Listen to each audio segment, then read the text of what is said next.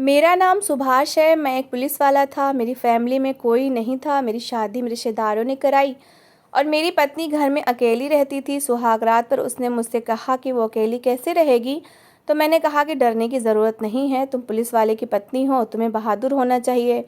मैं उसे हफ्ते भर का सामान इकट्ठा ला कर देता था और कहता था कि बाहर निकलने की कोई ज़रूरत नहीं है, घर में आराम से बैठो, जो चीज़ चाहिए होगी मैं ला कर दे दूँगा। मेरी पत्नी बहुत ज़्यादा सुंदर थी और मैं बहुत ज़्यादा अक्खड़ स्वभाव वाला इंसान था। मुझे बहुत जल्दी गुस्सा आ जाता था। शायद ये मेरे काम की वजह से था, क्योंकि अपराधियों से डील करते करते मेरी ज़ुबान में अब मिठास नहीं रही थी। सुहाग रात पर ही मैंने कमरे में आते ही फ़ोन उठा लिया और झूठ मूठ किसी से बात करने लगा। मैंने कहा कि पकड़ के सीधा कर दूंगा, तुम मुझे जानते नहीं हो, बहुत गुस्सा आता है मुझे।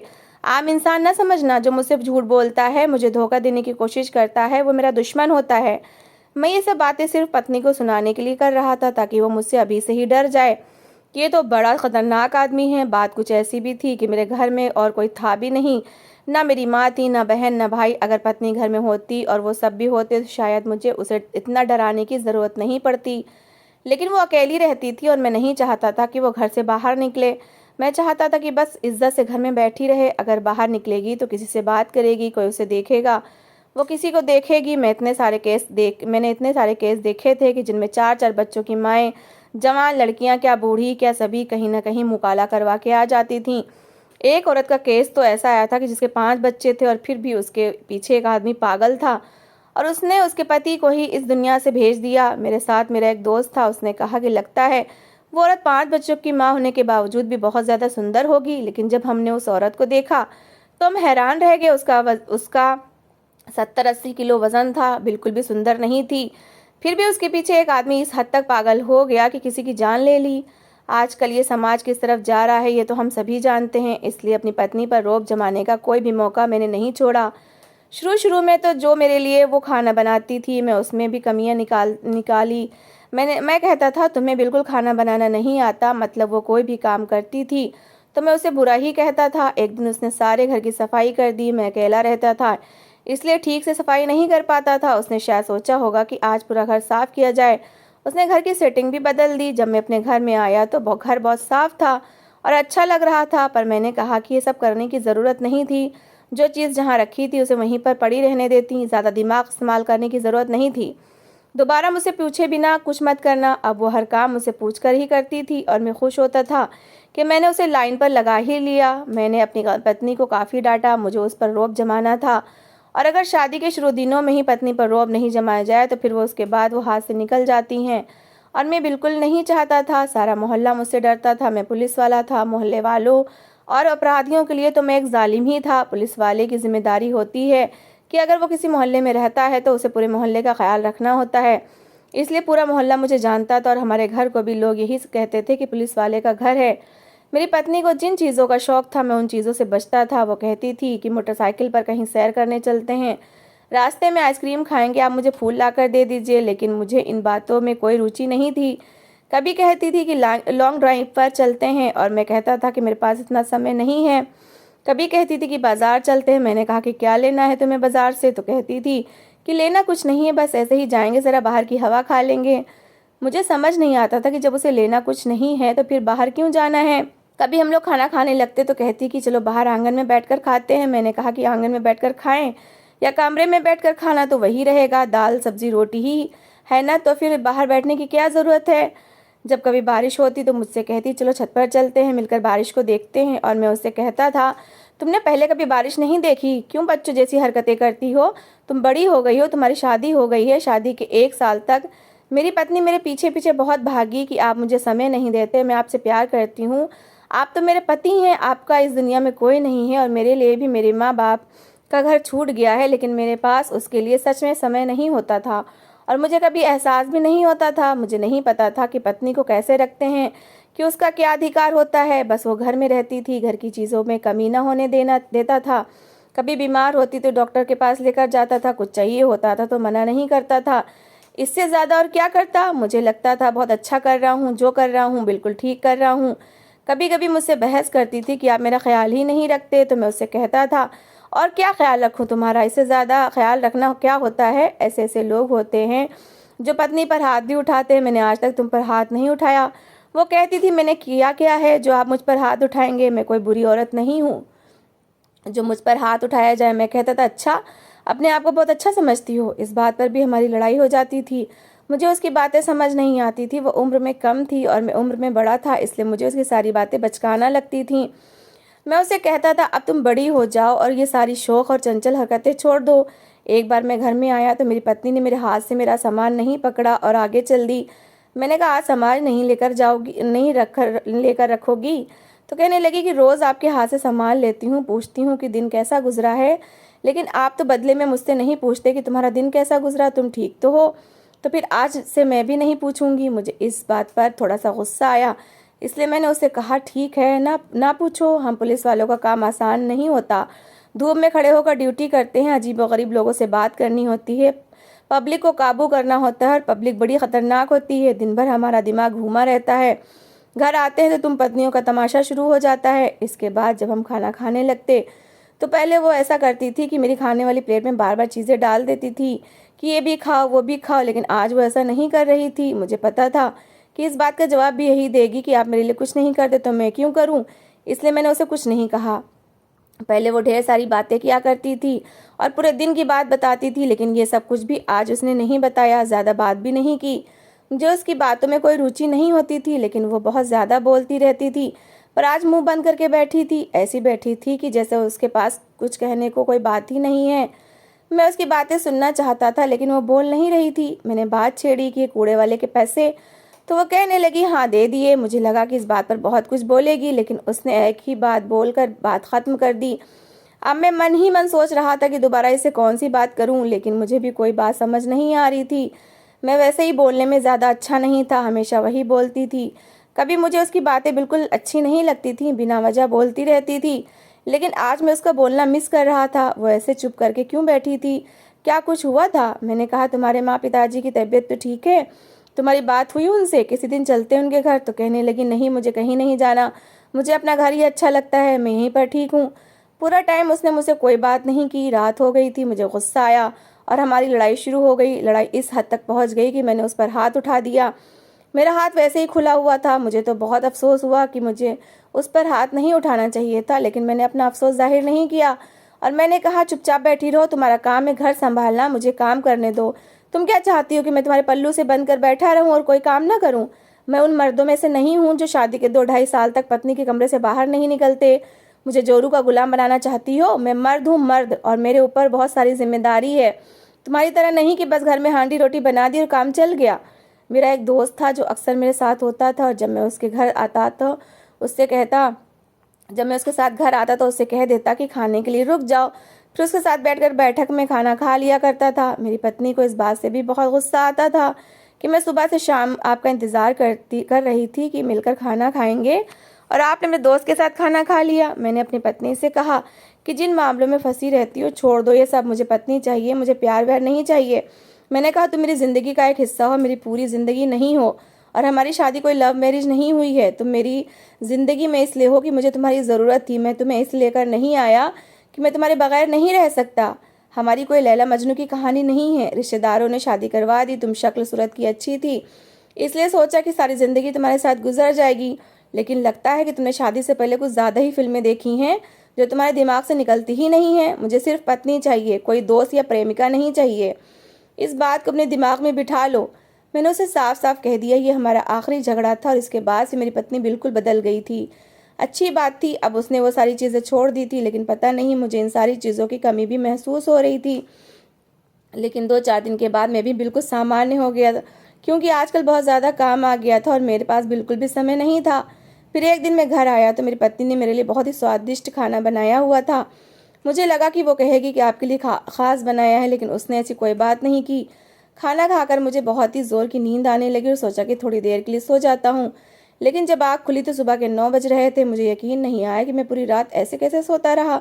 शायद मेरी पत्नी ने खाना बहुत अच्छा बनाया था और मैंने बहुत ज़्यादा पेट भरकर खा लिया था, इसलिए मुझे नींद आ गई थी, क्योंकि जब पेट अच्छी तरह से भर जाता है तो नींद अच्छी आती है। मैं ड्यूटी पर चला गया। मेरा जो पार्टनर था उसका नाम अभिषेक था। उसने कहा कि आज ज़िंदगी में पहली बार आप लेट हुए। क्या बात है, आप तो शादी के दूसरे दिन ही काम पर आ गए थे, फिर आज कैसे देर हो गई? तो मैंने कहा कि बस यार अचानक से नींद आ गई, लगता है अब मैं बूढ़ा हो रहा हूँ। अभी तो आपकी शादी को 1 साल भी नहीं हुआ, आप कहाँ से बूढ़े हो गए। वो कह रहा था उसकी शादी नहीं हुई थी। वो कह रहा था कि मुझे शादी करनी है और मैं उससे कहता था कि शादी कोई अच्छी चीज़ नहीं है। एक पूरा इंसान जिसकी ज़िम्मेदारी आप पर आ जाती है और फिर वो आपको तंग भी बहुत करता है। मेरी पत्नी ने आज तक मुझसे झगड़ा तो नहीं किया था, लेकिन उसकी छोटी-छोटी हरकतें, जैसे वो छोटी-सी बच्ची हो, मुझे बहुत ज़्यादा तंग करती थीं। इसलिए आजकल वो पहले से कुछ ठीक हो गई थी।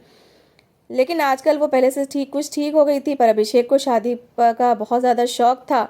हर समय वो लड़कियों की बातें करता था, उसके पास लड़कियों की तस्वीरें भी होती थी जिन्हें वो देखता रहता था। एक दिन तो वो अपनी ही मस्ती में बैठा था और एक अपराधी हमारे हाथ से निकल गया था। उसके बाद से उसने ये सब काम छोड़ दिए थे, लेकिन दिल से नहीं निकाले थे। अभिषेक से मेरी पत्नी का मिलना मिलाना होता था, क्योंकि वो मेरा दोस्त भी था, भाई जैसा भी था और मेरा पार्टनर भी था। हम लोग एक दूसरे के लिए जान भी दे सकते थे। एक बार तो मेरी जान बचाने के लिए उसने अपने खुद की भी परवाह नहीं की थी और उसे काफ़ी चोटें आई थीं। तब से मुझे उस पर बहुत ज़्यादा भरोसा था। मेरी पत्नी अब चुप रहने लगी थी। एक बार एक वीडियो मेरी आंखों के सामने गुजरी, जिसमें वो कह रहे थे कि जब कोई औरत आपसे कुछ मांगती है, आपका समय, आपकी मोहब्बत, और आप उसे नहीं देते, तो फिर वो औरत आपसे ज़िद करती है और फिर एक दिन ऐसा आता है कि वो औरत बिल्कुल खामोश हो जाती है। मर्द समझता है कि मैं जीत गया हूँ और मैंने उसे काबू कर लिया है, जबकि दरअसल वो अपने दिल से आपकी मोहब्बत निकाल कर चुप हो जाती है। मुझे लगता था ये मेरी पत्नी ने भी यही किया था, लेकिन ऐसा तो नहीं हो सकता था। वो मेरी पत्नी थी, उसे मुझसे मोहब्बत क्यों नहीं होगी। मुझे भी तो उसका ख्याल था। मैं उसे अच्छे तरीके से घर में रखना चाहता था, हर सुख देना चाहता था, मैं उसे खर्चा देता था, वो अपनी मर्जी से अपने लिए जो चाहे खरीद सकती थी। मैंने उसे कभी किसी बात से नहीं रोका था। कुछ दिन बाद मेरे साथ फिर ऐसा हुआ कि मैंने दोपहर का खाना खाया और उसके बाद मुझे पता ही नहीं चला मुझे कब नींद आ गई और मेरी आँख रात को 9 बजे खुली। अब तो मैं काम पर भी नहीं जा सकता था, क्योंकि इस समय एसएचओ बैठे रहते थे। अगर वो मुझे देख लेते तो मेरी बेइज्जती होती। लेकिन जो आज तक मेरे साथ नहीं हुआ, वो क्यों हो रहा था? मुझे इतनी नींद क्यों आ रही थी? मेरी पत्नी ने अब तैयार होना भी छोड़ दिया था। पहले मैं घर में आता तो सजी सवरी रहती थी, आंखों में काजल और होठों पर थोड़ी सी लिपस्टिक, बस यही उसका मेकअप होता था। लेकिन वो इतनी सुंदर थी कि ये करके भी बहुत सुंदर लगती थी। पर आजकल उसने बिल्कुल ही तैयार होना छोड़ दिया था। क्या मुझे उसके साथ बात करनी चाहिए थी? मुझे उसे कहीं बाहर लेकर जाना चाहिए था। हम लोग हनीमून पर तो नहीं गए थे, क्योंकि मैंने उससे कहा था कि मुझे काम ज़्यादा है और उसने कहा था कि कोई बात नहीं, हनीमून पर नहीं जाते तो क्या परेशानी, हम लोग एक साथ एक घर में रहते हैं और कोई भी नहीं है, यही हमारा हनीमून है। लेकिन मैंने उसे घर में हनीमून जैसा कुछ दिया भी नहीं था। बस मैं सुबह जाता था, रात को देर से आता था, जो चीज़ें घर की गृहस्थी में लगती थी वो मैं उसे दे देता था, पर कभी उससे उसके दिल की बात नहीं की। मैंने कभी उससे ये नहीं पूछा कि वो कैसी है, उसका दिन कैसे गुजरा, क्या उसे कहीं घूमने जाना है, उसके दिल में क्या है, क्या वो कुछ बोलना चाहती है।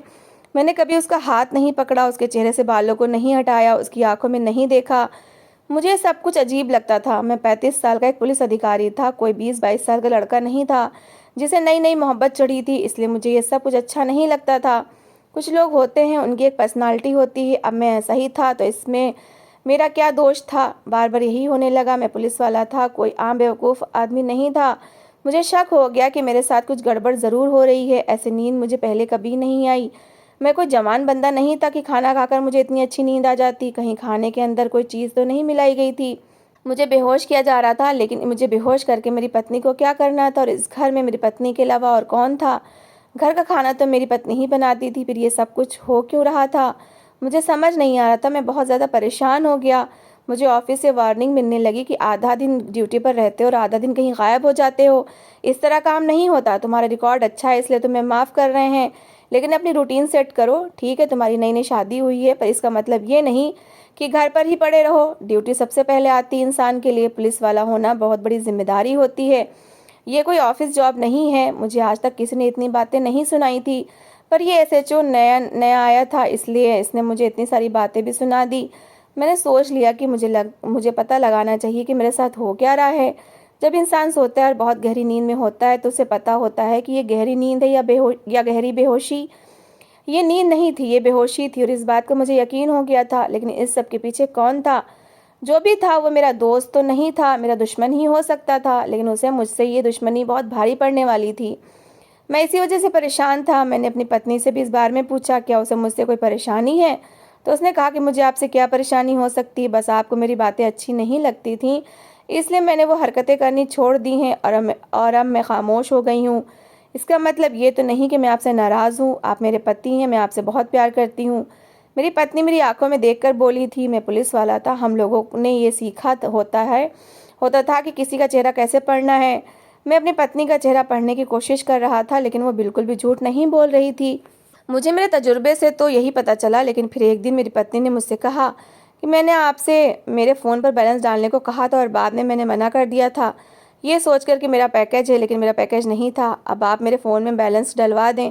मैंने अपनी पत्नी से कहा कि कब की बात कर रही हो, तो कहने लगी कल की। तो मैंने कहा कल तो मैंने तुम्हारा कोई बैलेंस नहीं करवाया और तुमने मुझे कहा भी नहीं, फिर तुम किसकी बात कर रही हो। मेरी पत्नी घबरा गई और कुछ सोचने लगी, फिर अचानक से बोली कि नहीं, आपसे नहीं कहा था, पापा से कहा था।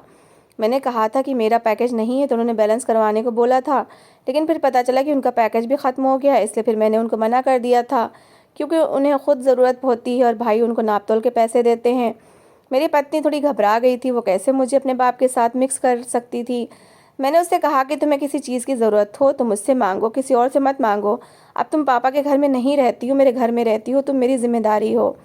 आजकल मेरी पत्नी कुछ बदली हुई थी, चीज़ों को उनकी जगह पर रखने के बजाय इधर उधर रख देती थी और भूल जाती थी। मैंने उसके पास पैसे रखवाया करता था, उसमें 2000 का हिसाब इधर उधर था। मैंने कहा कि चलो कोई बात नहीं, हो सकता है कि तुमने खर्च कर दिया हो और तुम्हें पता नहीं चला हो, लेकिन जबकि हकीकत में उसने मुझे बिल्कुल सही हिसाब दिया था, वो पता नहीं कहाँ खोई हुई रहती थी। लेकिन एक बात देखकर मैं बहुत ज़्यादा हैरान रह गया कि जिस दिन मैं दोपहर के बाद नज़र ही नहीं आता था, उसी तरह एक दिन अभिषेक को भी डांट पड़ी थी। साहब उसे भी बुरी तरह से डांट रहे थे कि तुम भी दोपहर के बाद गायब हो जाते हो, कहाँ पर जाते हो तुम, तुम्हारी तो शादी भी नहीं हुई है, तुम्हारे तो बच्चे भी नहीं हैं। एक तरफ सुभाष ने तमाशा बना रखा है कि दोपहर होती है तो पता नहीं कहाँ चला जाता है, दूसरी तरफ तुमने भी यही हरकतें शुरू कर दी हैं। तुम दोनों ने मिलकर कोई काम शुरू तो नहीं कर लिया? पुलिस की नौकरी से तुम लोगों का पेट नहीं भरता क्या, जो तुम लोगों ने कोई कारोबार शुरू कर लिया है? अभिषेक सर झुकाए खड़ा था और मैं हैरान होकर दूर से सारी बातें सुन रहा था। जब सर ने उसकी क्लास ले ली तो मैंने कहा, क्या हुआ, तुम दोपहर में कहाँ गए थे? तुम तो कहते हो कि तुम्हारे घर में कोई भी नहीं है और घर जाते हो तो दम घुटता है, इसलिए पूरा दिन नौकरी पर रहते हो। अभिषेक कहने लगा, सिर्फ एक दिन गया था यार, दोस्तों के साथ प्लान बन गया था जाने का। सर तो मेरे पीछे ही पड़ गए, लेकिन मैं सर को अच्छी तरह से जानता था, वो एक बार में इतना नहीं डांट सकते थे, क्योंकि जब 2 हफ्ते तक मैंने यही रूटीन रखी, उसके बाद सर ने मुझे डांटा था। इसका मतलब कि अभिषेक भी 2 हफ्ते से गायब था, यानी कि जिस समय मैं ड्यूटी पर नहीं होता था वो भी नहीं होता था। लेकिन मैं तो अपने घर में फंसा होता था, फिर ये कहाँ पर जाता था? मेरे दिमाग को इतना तो पता चल गया था कि कुछ ना कुछ गड़बड़ ज़रूर है, लेकिन दिमाग उस तरफ नहीं जा रहा था जिस तरफ जाना चाहिए था। मैं वो बातें नहीं सोच रहा था क्योंकि मेरे दिमाग में ऐसी कोई बात नहीं आ सकती थी।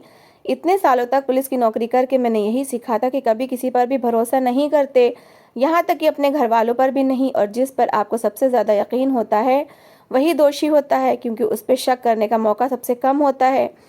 ये बातें हमें पुलिस की नौकरी करने के लिए भी सिखाई गई थी, लेकिन मैंने इन बातों का कभी अपने घर पर नहीं लगाया था। पर अब ये मामला मेरी समझ से बाहर हो रहा था। जो मेरे साथ आज तक नहीं हुआ वो क्यों हो रहा था? क्यों मुझे बार बार नींद आती थी और मेरे साथ मेरा दोस्त भी गायब हो जाता था? मेरी पत्नी मुझसे दूर दूर रहने लगी थी, ऐसा भी क्या था? मैंने सिर्फ हाथ ही तो उठाया था और इतना ही कहा था कि थोड़ी बड़ी हो जाओ और अपने तौर तरीके बदलो। मैंने उसे ये तो नहीं कहा था कि तुम्हारे अलावा किसी और के साथ चक्कर है। मेरी ज़िंदगी में तो उसके अलावा कोई भी नहीं था। फिर वो मुझसे इतनी दूर क्यों हो रही थी, जैसे मैंने कोई बहुत बड़ा पाप कर दिया हो? उसने तो बस मुंह बनाया हुआ था, न बोलती थी न बात करती थी, यहाँ तक कि रात को भी मुझसे दूर दूर रहती थी। कभी किसी बात का बहाना कर देती थी तो कभी किसी बात का। कहती थी कि मेरी तबीयत ख़राब है, मेरे सिर में दर्द है, मुझे नींद आ रही है। उसकी हरकतें तो मेरी समझ से बाहर हो रही थीं। लेकिन एक दिन मैंने अपनी पत्नी से कहा कि मुझे ज़रूरी काम से शहर से बाहर जाना है, तो मेरी पत्नी का रिएक्शन बहुत ही सामान्य था। ठीक है जाओ, आप अब अपना सामान बता दो, कौन सा पैक करना है, मैं पैक कर देती हूँ। मैंने कहा कि बस 2 दिन का सामान पैक कर दो, मैं 2 दिन बाद वापस आ जाऊँगा। मेरी पत्नी ने खुशी खुशी मेरा सामान पैक कर दिया। जब वो मेरा सामान पैक कर रही थी तो कोई गाना भी गुनगुना रही थी। आखिर इसको इतनी खुशी किस बात की थी? मैंने अपनी पत्नी से कहा कि मुझे सुबह सुबह ही निकल जाना है और मैं गया भी। लेकिन फिर दोपहर के समय मैं अचानक से वापस अपने घर की तरफ वापस आ गया, क्योंकि मुझे तो कहीं जाना ही नहीं था। मैंने झूठ इसलिए बोला था कि मैं देख सकूं कि मेरे जाने के बाद मेरी पत्नी क्या करती है। वही मेरे घर में रहती थी, वही मेरा खाना पकाती थी, उसी ने अपने आप को बदला था, उसी की बातें बदल गई थी। तो फिर मैं उस पर शक ना करता तो और किस पे करता? और जब मैंने उससे कहा कि मैं कहीं जा रहा हूँ तो कितनी खुश थी। गाने गा रही थी, खुशी खुशी मेरा सामान पैक कर रही थी। ये भी नहीं पूछा कि वापस कब आओगे, मुझे आपकी याद आएगी। पहले तो ये सब कुछ पूछती थी, फिर अब उसे ऐसा क्या हो गया था। इसलिए मैंने ये प्लान बनाया था। मैंने सही किया या नहीं मुझे नहीं पता, लेकिन अगर दिल में शक हो तो उसे निकाल लेना चाहिए, अच्छा है, ना कि उसके बारे में हर समय सोचते रहना। इसलिए मैंने सोचा कि अगर मेरे दिल में कोई शक है तो मैं भी उसे निकाल लूँगा। अब मैं वापस आ चुका था और आज मुझे पता चल जाना था कि क्या हो रहा था और क्या नहीं। मैं कोई भी फैसला लेने के लिए पूरी तरह से तैयार था। इस औरत से मुझे प्यार नहीं था, ये बस मेरी पत्नी थी। अगर उसने कोई गलती की थी तो मुझे उसे सज़ा ज़रूर देनी थी, और गलती की तो सज़ा ही मिलती है। मैं माफ़ करने वालों में से बिल्कुल भी नहीं था, ये बात वो भी अच्छी तरह से जानती थी। फिर भी उसकी इतनी हिम्मत हो गई थी। अगर उसने मेरे साथ बेवफाई की होगी तो मैं उसको कभी माफ़ नहीं करूँगा। मैंने ड्यूटी वालों को बताया नहीं था कि मैं इस तरह की कोई चाल चल रहा हूँ, इसलिए फ़ोन आने लगा कि फ़ला जगह पर जाकर ड्यूटी दो। मैंने कहा अभिषेक को भेज दो, तो उन्होंने कहा कि अभिषेक का कोई पता नहीं है, वो पता नहीं कहाँ गायब है। मैंने कहा कि 1 घंटे बाद आ जाऊँगा। थोड़ी देर के बाद मैं घर पहुँच गया और दरवाजे पर दस्तक दी। मेरी पत्नी ने दरवाज़ा नहीं खोला, जबकि दूसरी दस्तक पर दरवाज़ा खोलने आ जाती थी। मैं बार बार दस्तक देने लगा, दरवाज़ा खुल ही नहीं रहा था। शायद लाइट गई हुई थी, इसलिए मैं घंटी नहीं बजा रहा था। पता नहीं मेरी पत्नी कहाँ थी। मुझे बहुत घबराहट हो रही थी, ऐसा लग रहा था कि कुछ बुरा हो गया है। कहीं मेरी पत्नी अंदर गिर तो नहीं गई थी, उसे कोई चोट तो नहीं लगी थी जो दरवाज़ा ही नहीं खोल रही थी। यहाँ तक कि मैं खिड़की से अंदर चला गया और अपनी पत्नी को ढूंढने लगा। मैंने देखा कि कमरे में से अजीब व गरीब तरह की आवाज़ें आ रही थीं, यानी कि मेरी पत्नी कमरे में थी, लेकिन ये आवाज़ें तो कुछ ज़्यादा ही अजीब थीं। जब कमरे में दाखिल हुआ तो कमरा बिल्कुल खाली था, लेकिन बाथरूम का दरवाज़ा खुला हुआ था और मैं समझ गया कि आवाज़ बाथरूम से आ रही है। अपनी पत्नी के साथ ये सब होने के बाद आपको उस समय घबराहट और शक होना बिल्कुल नेचुरल था। मैं खुद अपनी आंखों से ये सब देखना चाहता था ताकि दिल को भी ये समझ आए कि अब कुछ फैसला करना है। जब सच्चाई सामने आई तो पैरों से ज़मीन निकल गई। वहाँ मेरी पत्नी और मेरा पार्टनर अभिषेक मौजूद थे। मैं वहाँ से चला गया। थोड़ी देर बाद मैं वापस आया तो वो कहने लगी, ऐसा कुछ नहीं है, आपको गलत फहमी हुई है, लेकिन मैं आपकी अपनी आंखों से देखने के बाद बेवकूफ़ नहीं बन सकता था। मैंने उसे एक तरफ धक्का दिया तो अभिषेक ने उसे पकड़ लिया। सुभाष ने कहा अभिषेक ने कहा, सिर्फ औरत से शादी नहीं करनी होती, उसको समय भी देना होता है, उसको छोटी छोटी खुशियों का भी ख्याल रखना होता है, जो तू बिल्कुल भी नहीं कर रहा था। जब ये तेरे पीछे फिर रही थी तब तू आगे आगे भाग रहा था, और जब इसने मेरे साथ मोहब्बत कर ली तो तुझे तकलीफ़ हो रही है।